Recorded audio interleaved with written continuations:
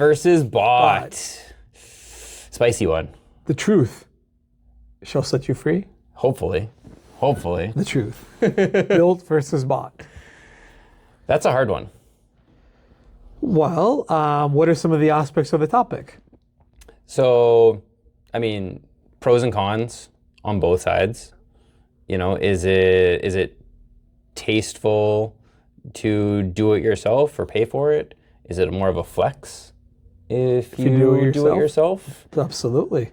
Right? But what if you do it yourself but really badly? Whereas Still you could flex. pay somebody and it's perfect. Right? Mm-hmm. Do you understand what went into the build if you paid for it? But what if you paid somebody, supposedly it's perfect, but it's really not? So I think each one has an intertwining. 100%. And we'll get into all of that. Okay. And then, are you doing the build for your identity or are you copying other people? Right? I think we touched on a little bit of this before, but Yes. it's part of it, right? Like when you pay for something from a company, so can everybody else. Sure. Everything. Right? If it's a part, everybody can buy the exact same part.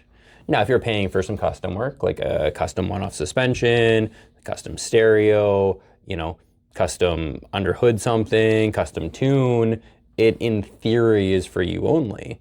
And yes, you've paid for that. But the vast majority of things that you're paying for, you're not getting that.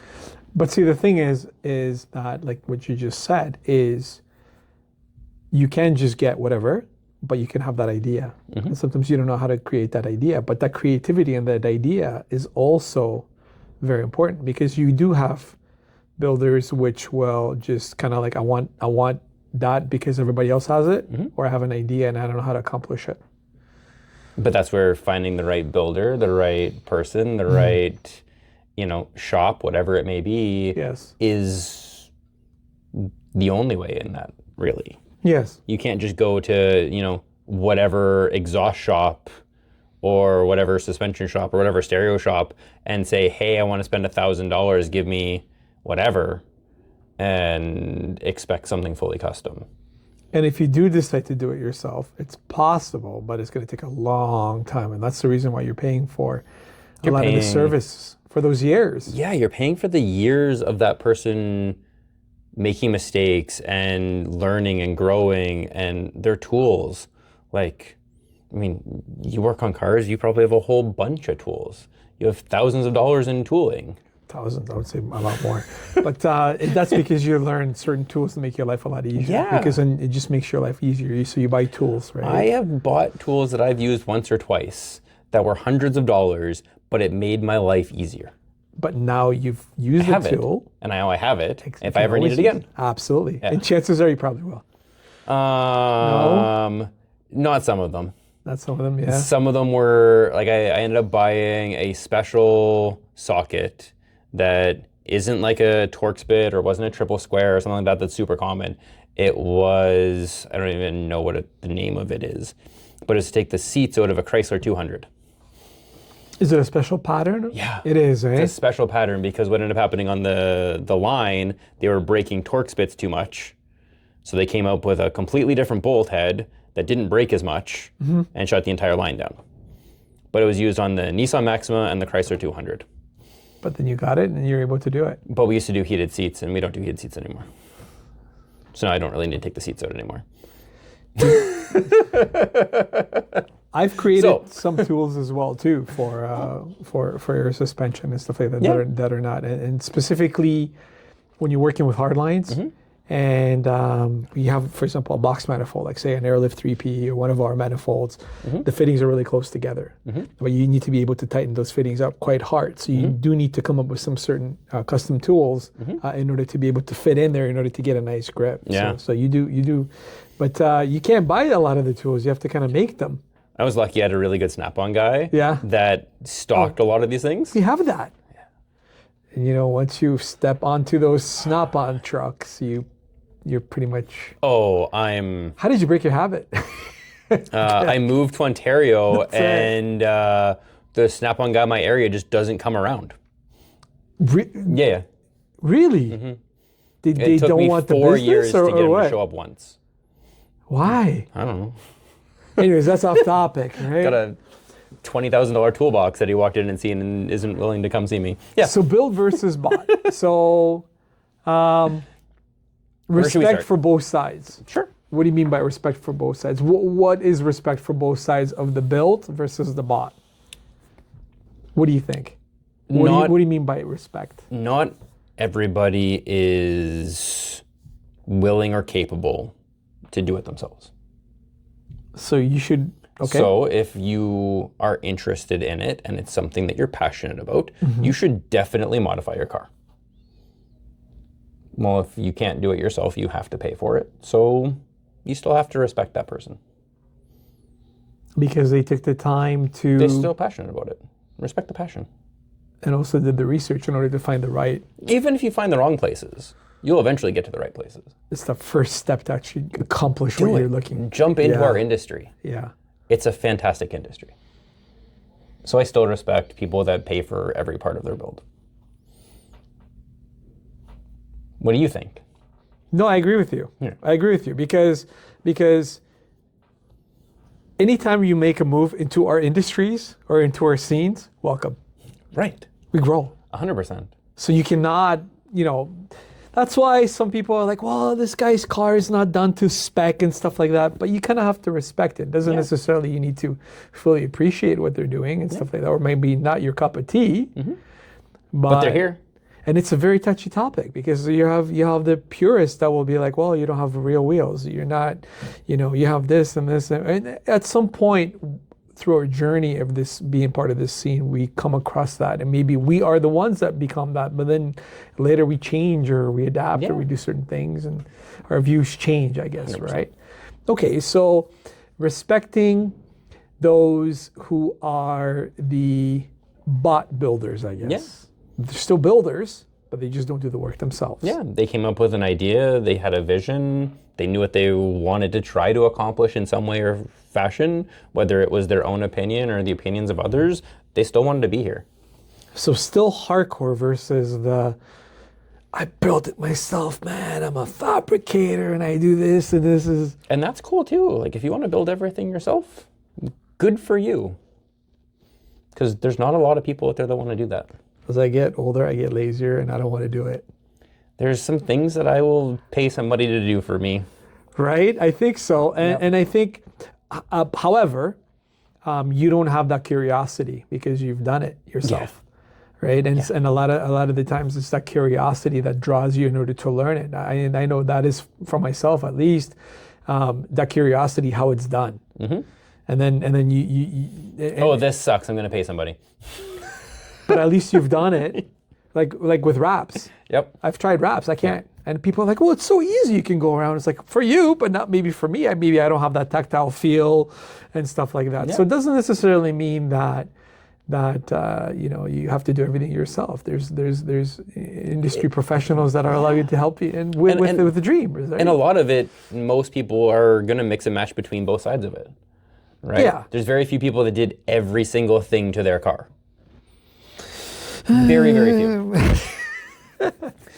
But it's few and far between, like really, of right? Course, like, of course. I don't think it's possible. I mean, is it possible? For sure. It's just, you're only ever going to do it if you love doing it. But I've met some people that, like, say, stupid example for social media, it seems that they've did everything themselves. Nah, man, they've got people to help them out. You still have friends that come over that are an expert in that area. Because if you don't involve other people, you're missing out on that whole social aspect, right?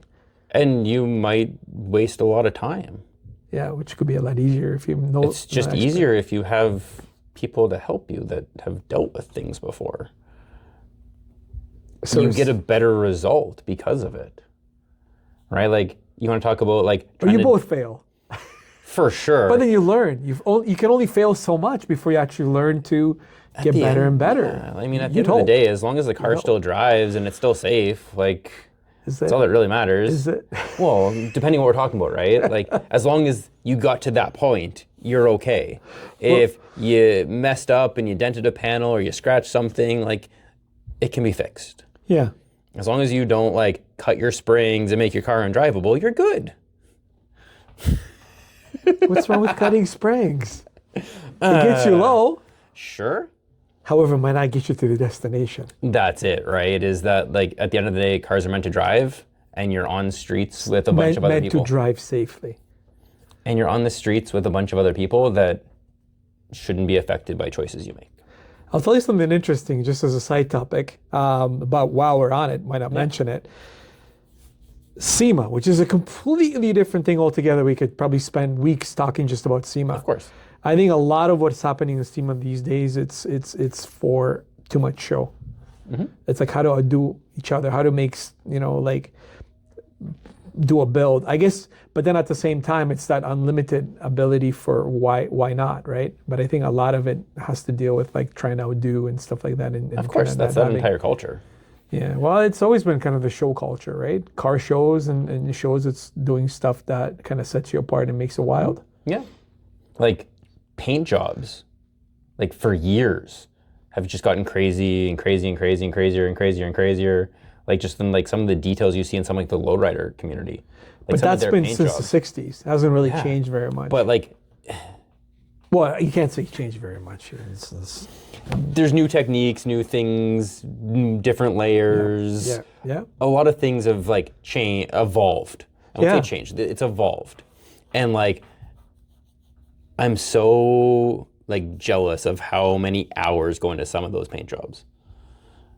Yeah, it's a lot of work. It is so much work when you get into all the airbrushing and the foiling and like the layers. 50 different layers of paint, and then it's sanding, still to be completely smooth. And clear coating and sanding and clear coating and masking and sanding, clear coating. But the results are just insane. It's insane. But some of it is too much. But what is too much? When you go into custom paint, like right? we talked about in the last episode, there's a point where it gets tasteful, and then you just kind of crest over and it starts to get less. Mods per square inch. Right? So same thing on paint. Like you can go that far. You can, with anything though. With anything. It's where you create those safeguards in order to have that nice execution.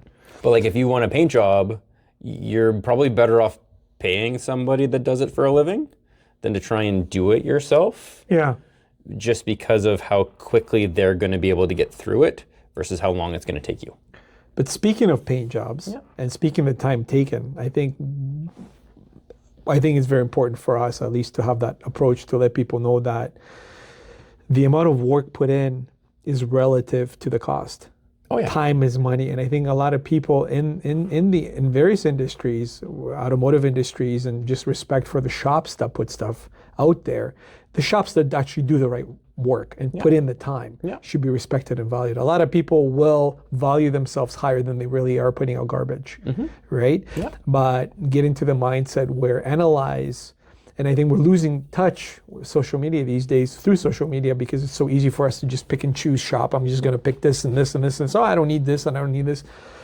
It's so much more rewarding and open up your mind and see the work and time put in, because that work and time put in creates those beautiful results that we all love. Of course. We should never downplay them, and we should respect the time put in, I think. 100%. And if you put yourself into that mindset and have that mindset where you're aware, you start also developing a much deeper appreciation for the time put in, and you start realizing that good work is expensive. It is. Right? It's like that, if you want cheap, it's not going to be good. If you want fast, it's not going to be... You only pick 2 out of the 3. Right? We should get one of those fidget toys and just... But the problem is... Like our podcast, if it's... I'm kidding. The problem? The problem is always going to be how do you build value on something that somebody can't see? Yeah, because people will feel, he's just hypothetically creating this, saying that, well, it has to be that equalization of time put in. But how, okay, as a customer, okay, how do you quantify the time that's going to be spent on your car? Because you could be wasting time is what you're saying? I'm saying like from a customer point of view. Okay. You're going to quote $5,000 to install XYZ. To a customer. So say I'm a customer and you quoted me $5,000. $5,000. Okay. What does that include? It's going to be 50 hours worth of work.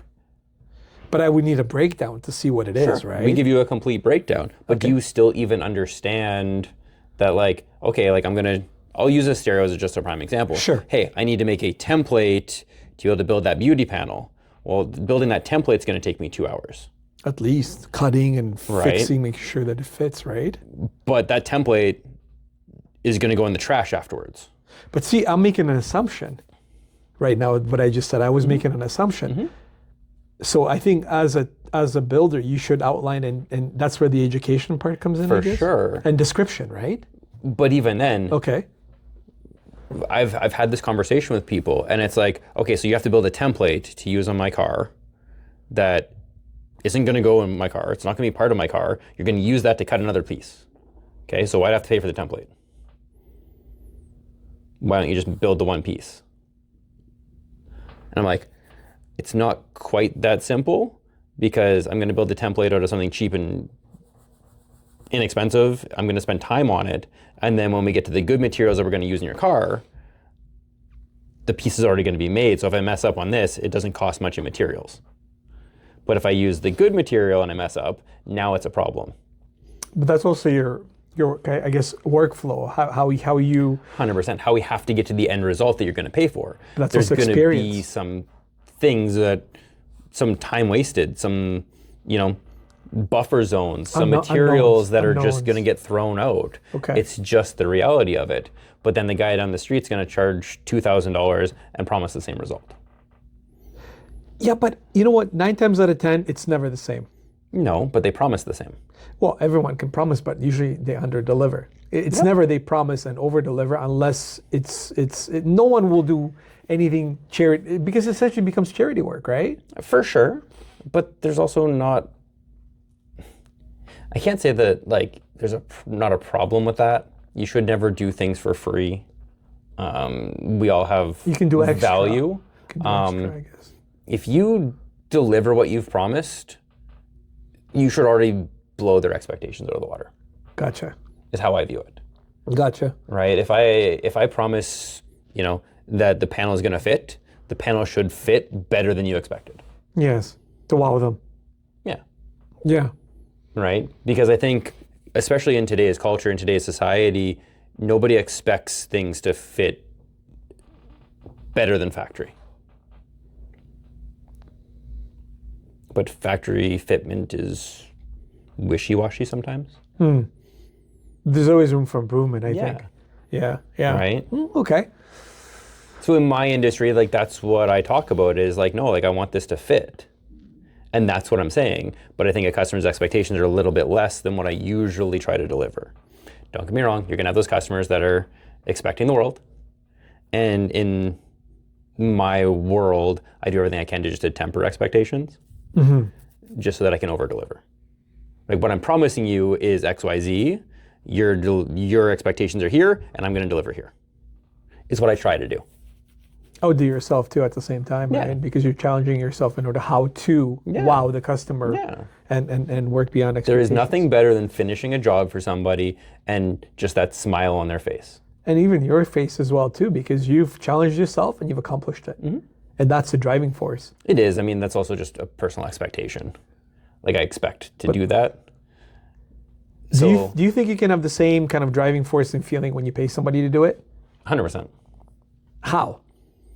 So if I'm paying somebody to do it, for me personally, it's something that's either going to take me way too long to accomplish, or it's just something that I don't have the physical ability to do.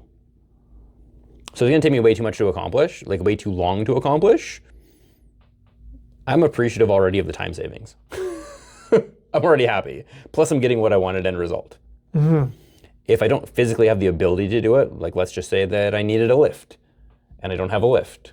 Well, I couldn't have done it anyways. Yeah, because you'd have that obstacle. Right? So, great. I still got my end result. I had to pay for it, but I see the value in it if I've gotten to that point. Gotcha. Okay, that makes sense. Do you disagree? No, I agree with you. I agree with you because I mean, if you have the financial means in order to accomplish something, but you don't have the physical means, but yet you can find the physical means that can be exchanged for your financial means. Yeah. Why not? Why not get it done? At that point, it's a trade. It's a trade, absolutely. But then it's still kind of your vision. Yeah. And your. I pay for oil changes. I'm fully capable of changing my own oil. My car is not in warranty anymore, but it's just my time. It's just not worth my time. Why do I introduce you to an extractor and then we can talk? You can do it yourself. No, but I get it. Okay, so respect for both sides.